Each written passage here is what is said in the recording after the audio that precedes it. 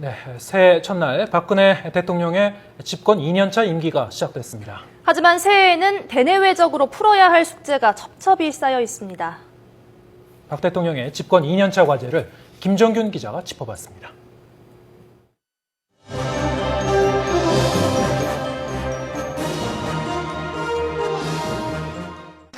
박 대통령은 집권 1년차 내내 창조 경제를 말했습니다.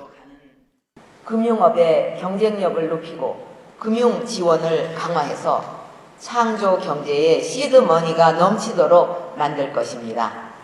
동북아 오일허브 사업은 에너지 분야에서 창조 경제를 구현하는 좋은 사례가 될 수 있을 것입니다. 해외 순방 때도 빠지지 않고 창조 경제의 필요성을 역설했습니다. 창조 경제가 한국뿐만 아니라 세계 모든 국가가 상호 개방과 협력을 통해 함께 성장할 수 있는 혁신의 패러다임이라고 굳게 믿습니다. 경제 부흥과 국민 행복, 문화 융성과 평화 통일 기반 구축을 4대 국정 기조로 삼고 140개의 국정 과제를 줄였습니다. 이 같은 기조는 세계 경제 침체 속에서도 3년 연속 무역 1조 달러, 사상 최대 수출, 최대 무역 흑자 등의 기록을 세웠습니다. 하지만 갈 길이 멉니다.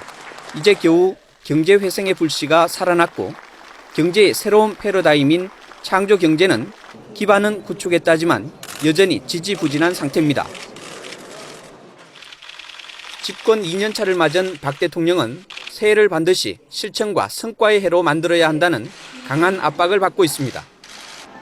이 때문에 올해 최우선 목표는 내수 활성화와 일자리 창출, 특히 창조 경제를 통한 경제 부흥으로 삼았습니다. 어렵게 시작한 경기 회복의 불씨를 반드시 살려내서 경제를 활성화하고 민생을 안정시키는데 국가적 역량을 집중해 나갈 것입니다. 공기업 개혁도 올해 당면 과제입니다. 지난해 원전 비리 척결과 철도노조 불법 파업에 대한 원칙 대응으로 개혁의 시동을 건 만큼 공기업의 방망경영, 고질적 비리, 만성 적자는 곧장 수술대에 오를 것으로 보입니다. 과거 우리 사회 곳곳에 비정상적인 관행을 제자리에 돌려놓는 정상화 개혁도 꾸준히 추진해 갈 것입니다. 장성택 처형 이후 불투명한 북한 김정은 체제는 박 대통령에게는 숙명 같은 도전입니다. 튼튼한 안보 없이는 경제 살리기가 공허하기 때문입니다.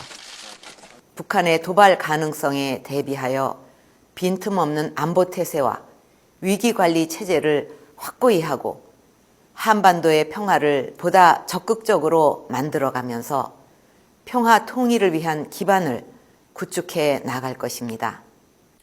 더구나 우경화로 치닫고 있는 일본 아베 정권은 올해도 박 대통령의 외교력을 시험대에 올릴 것으로 보입니다. 더불어 소통 부족이란 꼬리표 떼기도 박 대통령이 풀어야 할 숙제입니다. 박 대통령은 이르면 다음 주 신년 기자회견을 통해 집권 2년차 비전을 제시하고 국민과 직접 소통에 나설 예정입니다. YTN 김종길입니다.